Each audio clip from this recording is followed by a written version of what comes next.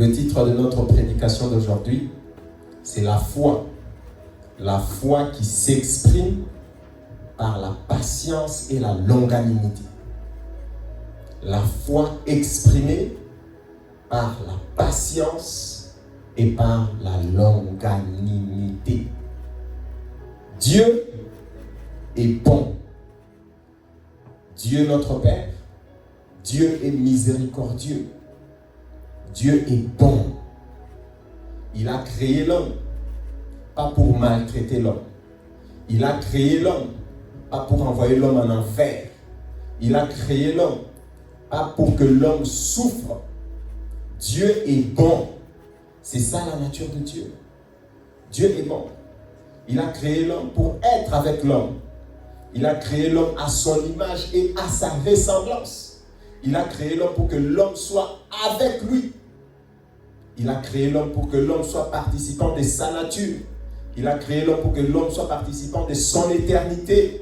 Il a créé l'homme pour que l'homme soit participant de sa gloire. Il a créé l'homme pour que l'homme vive avec lui. C'est ça le plan initial de Dieu.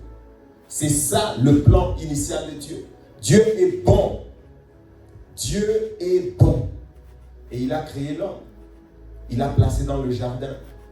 Dans le jardin d'Éden. Il a donné à l'homme le commandement. Il lui a dit, tu ne mangeras pas du fruit de la connaissance du bien et du mal. Tu ne mangeras pas. Parce que l'homme a sa propre volonté. Donc l'homme obéissait. L'homme devait obéir à Dieu. Pour être avec Dieu, l'homme doit obéir à Dieu. Mais l'homme a désobéi. L'homme a péché. L'homme est tombé. Et qu'est-ce qui s'est passé depuis ce jour-là? Depuis que l'homme a péché, depuis que l'homme est tombé dans les jardins d'Éden. Quand Dieu est descendu le soir, la Bible dit, il a cherché l'homme. Il lui a dit, où es-tu, Adam? Il lui a dit, j'ai peur. J'ai peur. Je me suis caché. J'ai peur. Je me suis caché. Depuis ces jours-là, la relation de l'homme et de Dieu a été une relation qui a été changée. Les nouvelles, comment dire, c'est que l'homme répand de Dieu n'est pas bon. L'homme a répandu sur terre que Dieu est méchant. Dieu est mauvais. Dieu lui veut du mal. C'est pour ça qu'aujourd'hui même, vous pouvez voir, très peu de gens croient en Jésus. Et ils me posent souvent des questions sur la route. Si Dieu est là, pourquoi il y a des guerres? Si Dieu est bon, pourquoi les maladies? Si Dieu est bon, pourquoi l'homme souffre comme ça? Mais ce n'est pas Dieu. Donc, les nouvelles de Dieu, l'homme a une mauvaise compréhension. L'homme est tombé. Avant, il recevait Dieu. Dieu venait, il partait. Dieu. Quand il a péché, il a dit, j'ai peur. Mais pourquoi tu as peur? Depuis ces jours-là, les hommes entrent de génération en génération. Quelles sont les nouvelles? Dieu est mauvais. Dieu avait dit, le jour où tu mangeras, tu mourras. Donc l'homme a peur. Dieu va me tuer. Et c'est comme ça que les mauvaises nouvelles de la part de Dieu se répandent. L'homme ne peut pas comprendre que Dieu est bon. L'homme n'accepte pas. Même certains chrétiens disent, Dieu m'a envoyé la maladie, Dieu m'a envoyé quelque chose pour que... Ils ne peuvent pas croire dans leur cœur que Dieu est bon. Non, Dieu est bon, mais si tu pêches, tu auras quelque chose, ça va te couper la jambe. Il y a toujours une incompréhension. Il y a toujours une incompréhension. Dans l'Ancien Testament, depuis la chute d'Adam, les hommes se transmettent ces informations. Et si tu leur poses la question sur quelle base biblique, ils vont te donner toutes sortes de mauvaises informations. Ils vont te parler de l'Ancien Testament parfois. Parce que souvent dans l'Ancien Testament, on voit un Dieu qui agit, etc. Et les gens ont encore une mauvaise compréhension de Dieu. Encore une mauvaise compréhension de Dieu. C'est à cause du péché. C'est le péché qui travaille. C'est le péché qu'il y a dans le monde. C'est le péché la cause de tout ça. Non, les gens disent que c'est pas le péché. C'est Dieu. Mais Dieu qui voulait être avec l'homme, Dieu lui a donné la loi. Avant même que Jésus ne vienne, Dieu a donné la loi de Moïse. Mais quand vous lisez la loi de Moïse, quand vous lisez la Bible, vous lisez Deutéronome, Lévitique, Nombre, tout ça, il y a la loi de Moïse. Surtout Lévitique. Si tu fais ceci, tu mourras. Si tu fais ceci, tu mourras. Si tu n'observes pas ceci, Dieu va faire ça. Alors les gens, quand ils lisent ça, même moi, quand j'étais un croyant, et ça c'est l'histoire surtout de ma femme, quand elle s'est convertie, elle a lu ça, elle a dit, mais j'ai pas envie d'être chrétienne. Tu commences la Bible par lire Lévitique. Si tu fais ceci, Dieu a dit tu mourras. Si tu fais ceci, Dieu a dit tu mourras. Mais je dis, mais qui a envie de croire en un Dieu comme ça, qui a des menaces, qui fait que menacer les gens, je vais te tuer, je vais te tuer, je vais te tuer. Encore une incompréhension. Encore une incompréhension. Pourquoi Dieu a donné la loi à Moïse? Est-ce que c'était ça le but? Est-ce que c'est ça le but pour lequel Dieu a donné la loi? Les hommes, même les Juifs qui ont reçu cette loi, au lieu de la comprendre comme que Dieu, pourquoi que Dieu a donné ça, ils l'ont compris de manière tordue. Depuis la chute d'Adam, depuis le péché. Le péché a même corrompu la façon de, comment on appelle? La façon de réfléchir. C'est pour ça que dans le Nouveau Testament, l'apôtre Paul dit quoi? Soyez renouvelés dans l'intelligence. Romains chapitre 12, 1 à 2. Le renouvellement de l'intelligence. Les gens ne peuvent même pas comprendre. Quand Jésus est venu sur terre, on lui a dit, on va lire ça. On lui a dit, Maître, quel est le plus grand commandement de la loi? C'est quoi le plus grand commandement? Matthieu, chapitre 22, 36 à 40. Matthieu, chapitre 22, 36 à 40.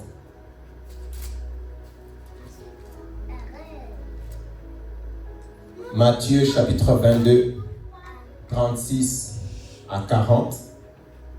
On pose la question à Jésus. Matthieu 22, 36 à 40. Maître, quel est le plus grand commandement de la loi? Jésus lui répondit, tu aimeras le Seigneur ton Dieu de tout ton cœur, de toute ton âme, de toute ta pensée. C'est le premier et le plus grand commandement. Et voici le second qui lui est semblable. Tu aimeras ton prochain comme toi-même. De ces deux commandements dépendent toute la loi et les prophètes. De ces deux commandements dépendent toute la loi et les prophètes. Donc quand on fait le résumé de la loi, ça veut dire quoi? La loi, c'est une loi d'amour. L'Ancien Testament, la loi et les prophètes. Tout l'Ancien Testament, Dieu a donné un commandement pour que les gens puissent s'aimer entre eux. Dieu a donné le commandement pour que les gens puissent aimer Dieu, honorer Dieu. C'est ça le résumé. Mais les gens, tellement qu'ils ont le péché qui a corrompu même leur façon de comprendre, de connaître Dieu. Forcément, tu mourras. La peur, la nature du péché a l'incapacité de voir que dans la loi, c'est une loi d'amour. Dieu veut que vous puissiez vous aimer. C'est pour ça qu'il a donné la loi. Tu ne voleras pas. Tu ne feras pas ceci. Ne prends pas la femme d'autrui. Si tu aimes, tu n'as même pas besoin qu'on te donne une loi comme ça dans les détails. Si tu aimes Dieu, tu n'as même pas besoin. Dans le Nouveau Testament, avec le renouvellement de l'intelligence, avec le Saint-Esprit qui est venu, un vrai chrétien qui a cru en Jésus, qui est rempli du Saint-Esprit, il y a des choses qu'on ne prêche pas. Il y a des choses, c'est dedans. Tu aimes Dieu, tu le fais, tu aimes ton prochain. Tu vois comment on doit te dire, ne vole pas. Mais parce que tu as le péché. Les hommes péchaient. Au lieu de voir que Dieu, en fait, il nous dit de nous aimer, et il voit seulement Dieu veut nous tuer encore avec la loi, il veut nous tuer. Un chrétien, tu es né de nouveau, tu es rempli du Saint-Esprit. On doit te dire tout dans les détails. Pasteur, il y a des questions. Pasteur, est-ce que vraiment c'est écrit de ne pas boire une goutte? C'est écrit de ne pas fumer? Donc, il y a des gens qui sont têtus. Ils vont dire, où est dans la Bible? Montre-moi. Pourquoi? Il y a les grands principes. Le principe de l'amour. Quand tu aimes Dieu, je dois commencer à te demander des choses pour Dieu. Non, tu aimes Dieu, c'est tout. Tu fais tes choses parce que tu aimes Dieu. Quand tu aimes ta femme et ton mari, Ta femme ou ton mari doit commencer à te demander donne-moi, donne-moi, donne-moi. Toi-même, ça vient de l'intérieur. Toi-même, tu le fais. Donc l'homme, parce qu'il a péché, il a une mauvaise compréhension de Dieu. Même la loi de Moïse, c'est l'amour. Dieu, par la loi de Moïse, enseigne à l'homme l'enseignement le plus important de la loi de Moïse, c'est l'amour. Mais l'homme, au lieu de voir l'amour, non. Lui, il voit seulement, Dieu m'a dit, si je touche Jésus, je vais mourir. Mais pourquoi tu veux toucher? Dieu veut que tu puisses aimer. Pourquoi tu veux voler? Pourquoi tu veux, je sais comment, prendre quelque chose qui ne t'appartient pas? Le principe le plus important, c'est l'amour. C'est l'amour. C'est pour ça que quand Jésus est venu, Jésus nous a montré la vraie nature de Dieu. Jésus est venu. Dieu a eu pitié de nous. Dieu nous a envoyé Jésus. Jésus est mort à la croix. Jésus a enlevé le péché. Jésus a porté sur lui nos péchés. Jésus a pris sur lui nos péchés. C'est seulement quand Jésus est mort, maintenant que notre intelligence, nous pouvons voir maintenant comment Dieu fonctionne. C'est seulement par Jésus. Jésus a dit, vous gens des mauvaises vies comme vous êtes, vous pécheurs que vous êtes, vous savez donner des bonnes choses à vos enfants. À combien plus forte raison votre Père Céleste? Moi, je donne toujours ces exemples-là. Moi, je ne peux pas donner la maladie à mon enfant pour le corriger. Je ne peux pas donner. Je donne la maladie à mon enfant pour le corriger. Moi, pécheur, méchant, je vais donner la maladie à mon enfant pour le corriger. Je le corrige autrement, mais pas lui donner la maladie. C'est quoi cette théorie? Vous, gens mauvais comme vous êtes, vous savez donner des bonnes choses à vos enfants et votre Père Céleste. Donc toi, tu es devenu plus bon que Dieu. Même moi, je ne suis pas capable de donner la maladie à mon enfant, c'est Dieu qui va donner la maladie. Donc Dieu est plus méchant que moi. Moi, je suis bon, plus bon que Dieu. Est-ce que ça, c'est possible, ça? Moi, je peux être plus bon que Dieu. Moi, je peux être plus bon que Dieu. Vous, gens de mauvaises personnes comme vous êtes, vous faites du bien à vos enfants, alors votre Père Céleste, alors votre Père dans le ciel, c'est toi, donc toi, tu es plus bon que Dieu. Toi, tu ne peux pas maudire tes enfants, toi, tu ne peux pas désirer tes enfants, mais Dieu, lui, pour te corriger, Dieu peut t'envoyer une maladie. D'accord, toi, tes enfants, tu ne peux pas. Mais Dieu, ses enfants, lui, peut. Moi, je suis plus bon que Dieu. C'est comme ça que Jésus est venu. Il est mort à la croix. Et Jésus a voulu que nous puissions changer. Et c'est que Dieu veut aussi aujourd'hui, que nous puissions changer notre représentation, notre compréhension de Dieu. Dieu est bon. Dieu est vraiment bon. Et c'est pour ça que tellement Dieu est bon, parfois les gens trouvent que cette bonté-là est exagérée, qu'ils commencent à diminuer la bonté de Dieu. Ah, ça c'est trop bon. Quand on dit à quelqu'un, quand on prêche souvent, quand tu évangélises, tu lui dis, quelqu'un peut te dire, qu'est-ce qu'il faut que je fasse pour avoir cette vie éternelle dont tu me parles? Les gens sont prêts à faire des choses. Mais tu lui dis, non, il n'y a rien à faire. Tu dois croire. Tu dois confesser tes péchés. Donc, c'est seulement ça.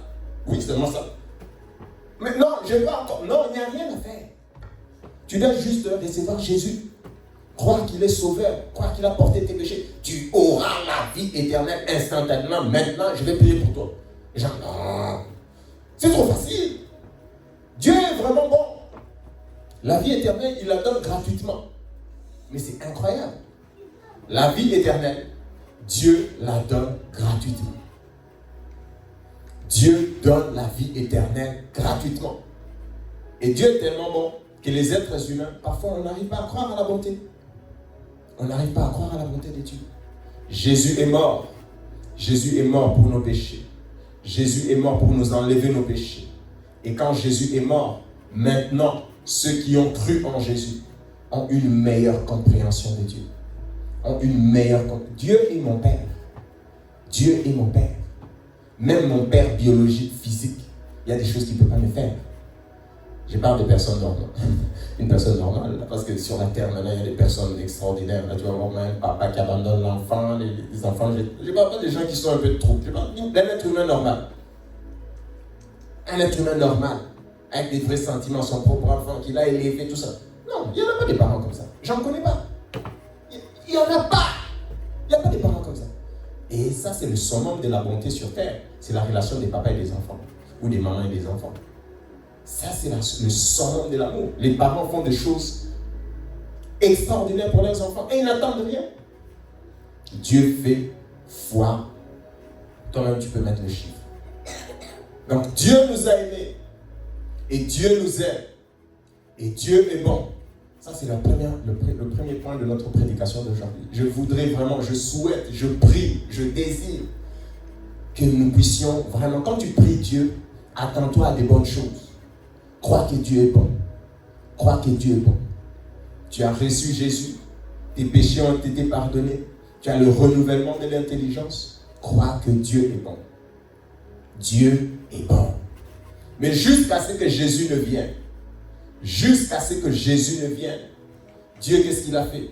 Il nous a supportés. Dans son amour, il nous a supportés. La Bible dit dans Romains chapitre 5, nous n'allons pas lire, il y a tellement de versets que je vais citer, mais si vous pouvez projeter. Dans Romains chapitre 5, la Bible dit, quand nous étions encore pécheurs, Christ est mort pour nous. Christ n'est pas mort pour des hommes, des gens normaux. Christ est mort pour des pécheurs. Christ est mort pour des méchantes personnes. Christ est mort pour des blasphémateurs. Christ est mort pour des personnes méchantes. Dieu nous a supportés. Dieu nous a portés. Dieu nous a supportés. C'est pour ça que dans tout l'Ancien Testament, on parle des dieux d'une qualité. On dit quoi? Lent à la colère. Il est lent à la colère. Dieu a une grande miséricorde. Il a une grande longanimité. Il est lent à la colère. Dieu, jusqu'à ce que tu te convertisses, avant que tu ne te convertisses, jusqu'à ce que tu te convertisses, Dieu t'a supporté. Dieu t'a supporté. Dieu t'a aimé. Dieu t'a supporté. Dieu t'a porté dans tes péchés, dans ton blasphème, dans tes insultes contre lui et contre tes prochains. Dieu t'a supporté. Dieu t'a porté. Mais aujourd'hui, nous sommes rendus à une époque où les gens ne supportent plus personne. On va voir 1 Timothée, l'apôtre Paul, qui parle de sa conversion. 1 Timothée, chapitre 1. J'aime vraiment beaucoup ce verset.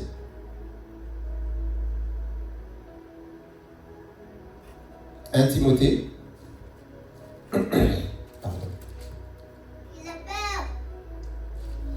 1 Timothée, chapitre 1. On va commencer à partir du verset 12 jusqu'à 17. 1 Timothée 1, 12 à 17. L'apôtre Paul qui écrit. « Je rends grâce à celui qui m'a fortifié, à Jésus-Christ notre Seigneur, de ce qu'il m'a jugé fidèle, en m'établissant dans le ministère.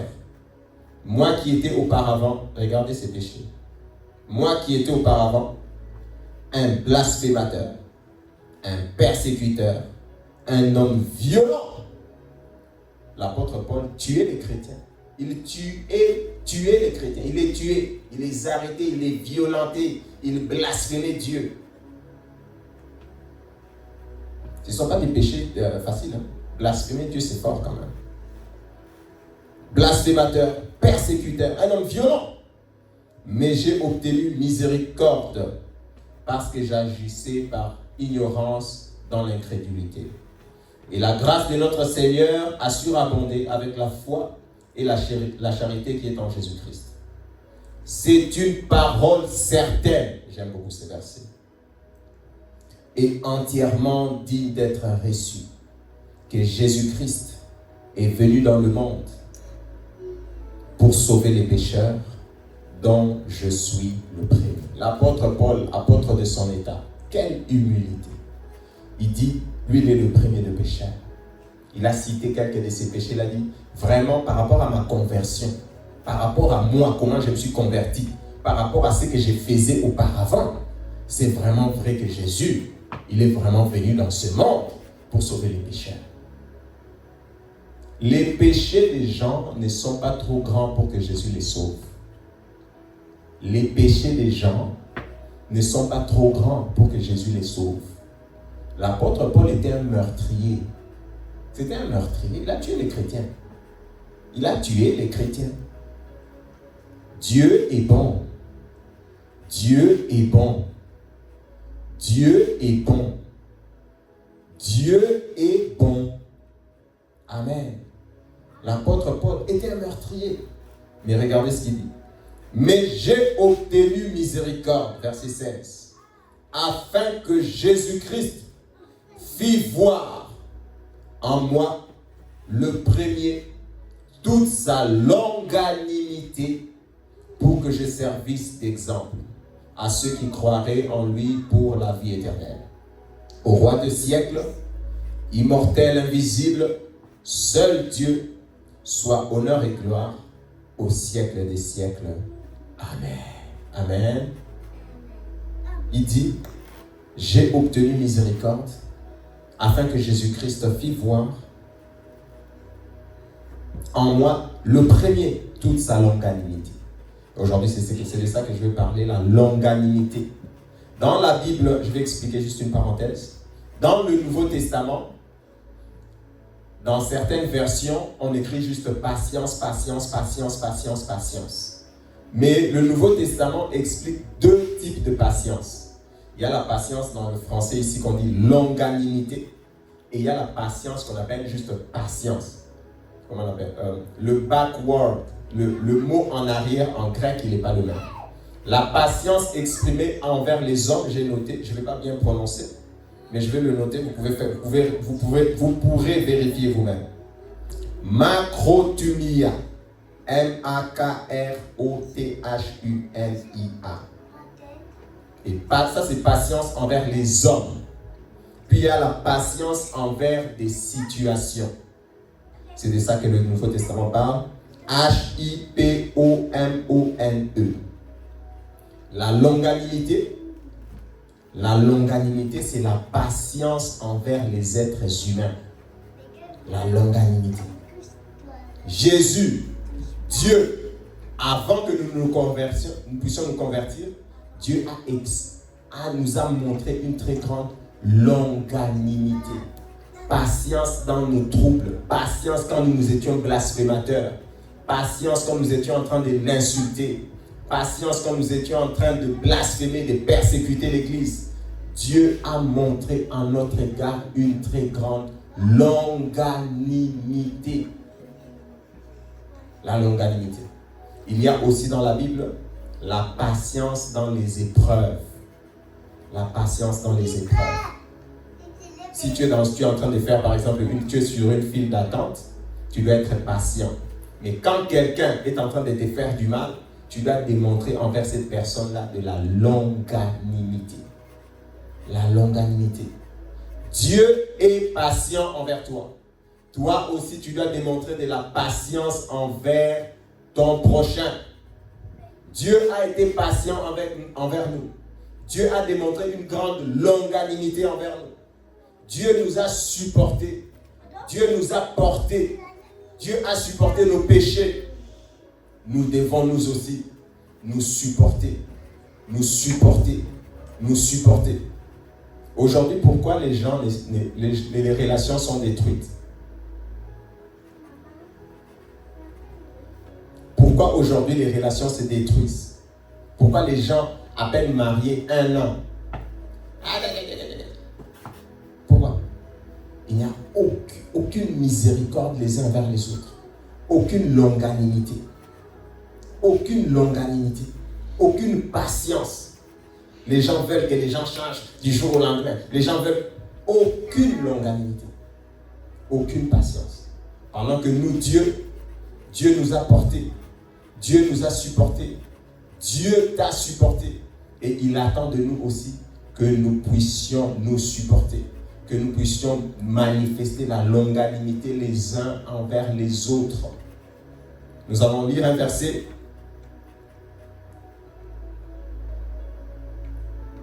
Nous allons lire Colossiens. Nous allons accélérer, sinon j'ai beaucoup de versets. Nous allons lire Colossiens, chapitre 3, 12 à 13. Colossiens 3, 12 à 13.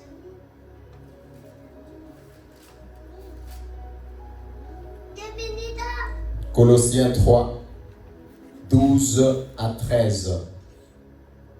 Vous avez trouvé?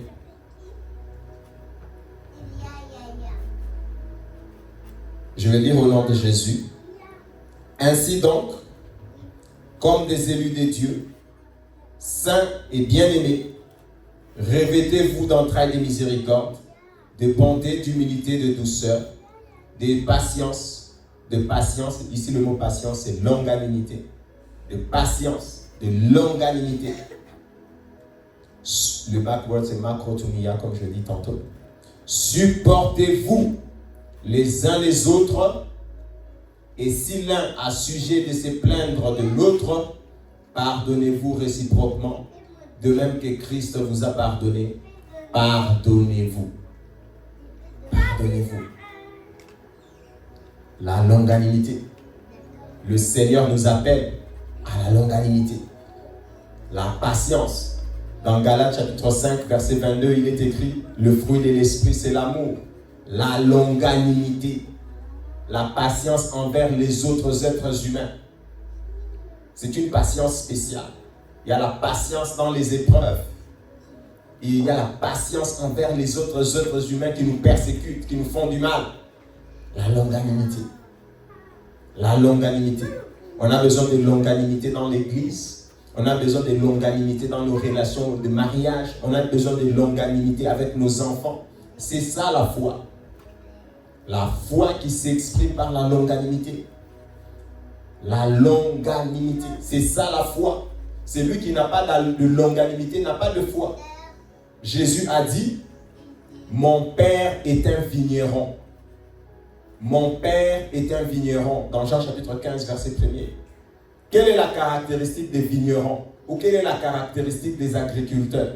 Quelle est la même qualité d'un agriculteur? Jean chapitre 15, verset 1. Mon Père est un vigneron. Quelle est la caractéristique d'un vigneron? Qui a déjà planté une sémence aujourd'hui pour que la sémence pousse demain? On plante la sémence et on attend. On plante une sémence et puis on attend. Quel est cet agriculteur-là qui part aujourd'hui au champ, il met son trou, il met son affaire, sa sémence, et puis il attend que ça pousse le soir? Dieu a une très grande longanimité. Dieu a une très grande patience. Quand il a sémé, il attend. Il attend. Il y a d'ailleurs des types de semences. Ça ici c'est écrit vigneron, mais les agriculteurs, il y a des types de semences qui... Ça prend des années pour que ça commence à donner du fruit. Ça prend des années. Tu dois patienter, tu dois attendre. Si tu plantes par exemple, disons, un manguier, je ne suis même pas sûr que l'année prochaine tu auras des mangues. Mais quand le manguier grandira, quand il sera atteint, il aura atteint son état de maturité, chaque année, il va commencer à te donner des fruits. Chaque année. Mais tu as besoin de patience. Tu as besoin de longanimité. Tu as besoin de patience. Dieu lui-même est un Dieu de process. Dieu est un Dieu de process. Aujourd'hui, nous sommes rendus à une époque où les gens veulent tic-tac, tic-tac. Ce n'est pas la foi. Je vais commencer à chuter rapidement parce que le temps est passé. Ce n'est pas la foi. La foi s'exprime aussi par sa longanimité, sa patience. J'ai semé aujourd'hui, je vais récolter demain. J'ai semé aujourd'hui, je vais récolter demain. Non. Non. Non. Tu sèmes. Tu arroses. Et comment tu arroses ta sémence? Quand tu as sémé, tu arroses ta sémence par les prières. Il y a des gens, ils sèment la sémence et ils commencent à murmurer. Il déracine lui-même les sémences qu'il a sémées. Surtout les gens qui se marient après 1 an, ils divorcent. Mais tu t'attends à quoi? Tu t'attends à quoi? Tu t'attends à quoi? Tu n'as pas le cœur de Dieu. Le cœur de Dieu, c'est le cœur d'un vigneron. Le cœur de Dieu, c'est le cœur d'un agriculteur. Le cœur de Dieu, c'est le cœur d'un vigneron. Il sème la sémence, il attend, il patiente. Il sème la sémence, il attend, il patiente. C'est pour ça que quand nous lisons la Bible, on dit qu'Abraham Abraham est le père de la foi. Pourquoi dit-on qu'Abraham est le père de la foi? Genèse chapitre 12. Dans Genèse chapitre 12, Dieu apparaît à Abraham. Dieu lui dit, quitte ton pays, quitte ta nation. Je te bénirai, je ferai de toi une grande nation. Abraham avait quel âge? Abraham avait 75 ans. Genèse chapitre 12. Genèse chapitre 12. Abraham avait 75 ans. Dieu lui dit, je te bénirai. Je rendrai ton nom grand. Je te multiplierai à l'infini. Comme la poussière de la terre et les étoiles des cieux. Dieu a dit, je te bénirai. 75 ans. Même pas un seul enfant. Et puis quelques années, Abraham a attendu, il a eu son enfant à quel âge? Abraham a eu son enfant à 100 ans. Abraham a patienté. Abraham a attendu 24 ans pour que la promesse de Dieu s'accomplisse dans sa vie. 24 ans. Toi, tu penses que la foi, c'est tic-tac. J'ai la foi. Il y a des gens qui sont, j'ai la foi. Donc, tic-tac, tic-tac, tic-tac. Le père de la foi, Abraham, a attendu 24 ans. Et un jour, Dieu lui vient le voir. Dieu lui dit, Genèse chapitre 17, Dieu lui dit, désormais, on ne t'appellera plus Abraham, on t'appellera Abraham, père d'une multitude. On t'appellera Abraham. Imaginez les moqueries. Imaginez vous-même quelqu'un qui est stérile, quelqu'un qui n'a pas d'enfant. Qu'on doit commencer à appeler tout le temps père d'une multitude, père d'une multitude. Combien il n'a pas supporté les moqueries. Combien il n'a pas manifesté de longanimité. La longanimité, c'est la patience face aux gens qui nous sont insupportables. C'est ça la longanimité. Face aux gens qui sont insupportables. Face aux gens qui nous persécutent. La foi, tu as besoin de patience dans l'épreuve. Tu as besoin aussi de longanimité. La foi s'exprime aussi par sa patience. Celui qui n'a pas de patience, celui qui n'a pas de longanimité peut dire qu'il a la foi, mais il n'a pas la foi. Celui qui n'a pas de patience, celui qui n'a pas de longanimité peut dire qu'il a la foi, mais il n'a pas la foi. Dieu a pris Abraham, Dieu l'a fait attendre 24 ans. La 25e année, Abraham a eu un enfant. C'est ça la foi. Imaginez les moqueries et l'épreuve, la patience dans l'épreuve. La patience dans l'épreuve. Quelle est cette épreuve? La stérilité de sa femme. La longanimité qu'il devait manifester. Pourquoi? Mais toi, on t'appelle père de... Où est l'enfant? Il n'y a pas d'enfant. Où est l'enfant? Les gens se moquent. Où est l'enfant? Où est l'enfant? Il n'y a pas d'enfant. Dieu est un vigneron. Dieu est un vigneron. Dieu est un Dieu des process. Dieu a une grande longanimité. Dieu a une grande patience. La Bible dit que Dieu ne veut pas qu'un pécheur puisse aller en enfer. Il use de patience. Il attend, il use de longanimité. Comme pour l'apôtre Paul, nous avons vu tantôt. Dieu attend, il patiente. Jusqu'à ce que tu puisses produire du fruit. Jusqu'à ce que tu puisses changer. Jusqu'à ce que tu puisses recevoir Jésus. Mais nous, les couples, les églises, les hommes, les frères, les sœurs, entre eux, pas de longanimité. Personne n'est capable. Longanimité, autrement, c'est une personne qui a une très, comment on appelle, grande âme. Quelqu'un avec une grosse âme, lui, il est capable de porter, lui, il supporte. Pourquoi ça ne sera pas toi? Pourquoi ça ne serait pas toi? Dans ton église, dans ta famille, dans tes relations. Pourquoi ça ne sera pas toi? L'instrument de Dieu. C'est lui qui a un grand cœur, comme on dit dans le milieu. Lui, il a un grand cœur. Tu as la capacité de... Paf, tu supportes. Aujourd'hui, c'est tic-tac, tic-tac, tic-tac. Non. Dieu a un grand cœur. Le Saint-Esprit que tu as reçu, le Saint-Esprit te supporte. Dieu peut tout simplement... Si Dieu n'a pas de longanimité, il ouvre le couloir de l'enfer, le boulevard, et puis il envoie tous les êtres humains en enfer. Il envoie tout simplement tous les êtres humains en enfer. Dieu use d'une grande longanimité envers nous. Et notre foi, comme Abraham, le père de la foi, notre foi s'exprime par sa longanimité, par la patience, attendant la transformation de nos frères et sœurs, attendant les résultats de notre épreuve. Tu attends la stérilité. Ma femme est stérile, j'ai divorce, je ne peux pas supporter. J'ai déjà prié. Combien d'années je dois prier? Ses maris, s'ils ne changent pas, combien d'années je dois prier? J'abandonne. Mais j'écoute ça jour et nuit. Jour et nuit. Personne. Les gens disent, moi, mais fais pas ça. Combien d'années je dois prier? Aucune patience. Aucune longanimité. Aucune patience. Le fruit de l'esprit, c'est la longanimité. La capacité de supporter des gens insupportables. Pas en les insultant, en priant pour eux. En priant pour eux. En priant pour eux. En priant pour eux. En priant pour eux. Jusqu'à ce qu'ils changent. Pendant 24 ans, Abraham continue de croire, continue de prier, continue de supporter, continue d'attendre, continue de prier, continue de supporter la stérilité, continue de supporter les moqueries, continue de supporter la stérilité, continue de supporter. C'est ça la foi. C'est ça la foi. Dieu est un vigneron. Quand il plante, il attend. Il attend. Il attend. Sur ta vie, Dieu aussi a des attentes. Mais Dieu, il attend. Il est patient. Est-ce que toi, tu fais tout ce que Dieu veut que tu fasses? Tu es déjà rendu là-bas. Mais là, il faut que tu ailles au ciel. Même nous tous ici. Dieu, il attend. Il sait que je ne suis pas encore arrivé. Il attend. Il attend.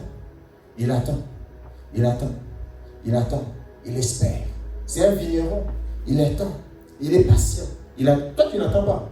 Mais toi, tout le monde doit attendre. Quand il s'agit de ton cas, il faut qu'on manifeste la plus grande longanimité, le plus grand amour, la plus grande patience. C'est pour toi. Mais toi, pour les autres, non. Amen. On doit manifester une grosse longanimité. C'est ça la foi. Je vais clôturer par ça. La foi, dans sa substance, il y a la patience. Il y a supporter. Supporter. Supporter. Comme Dieu nous supporte. Comme Dieu nous supporte. Comme Dieu nous supporte. Amen. Amen, amen. On va prier. On va prier au nom de Jésus. On va prier, on va rendre grâce à Dieu. Dieu qui nous supporte. Je peux t'assurer, Dieu te supporte. Regarde tes défauts. Regarde tes insuffisances. Regarde. Moi-même, quand je regarde ma vie, je dis, c'est pas possible. Comment? Non. Dieu nous supporte. Dieu nous supporte. Dieu, le Saint-Esprit qui est en nous, il nous supporte. Regarde seulement comment on désobéit, comment on vit pas. Donc Dieu nous supporte. Et nous aussi, nous devons, avec l'aide du Saint-Esprit, parce que la patience, la longanimité, c'est le fruit de l'Esprit. Nous devons, avec l'aide de l'Esprit Saint, démontrer aussi notre longanimité. Face à l'épreuve, face aux êtres humains, face à l'épreuve, patienter. Face aux êtres humains, faire preuve de grand cœur, faire preuve de longanimité, les arrosant de nos prières, arrosant les situations difficiles de nos prières, jusqu'à ce que les fruits puissent paraître. Nous allons prier, nous allons rendre grâce à Dieu, et nous allons prier pour que Dieu nous donne, par le Saint-Esprit, la foi qui contient la longanimité, l'endurance, la persévérance, la patience. Nous prions au nom de Jésus de Nazareth.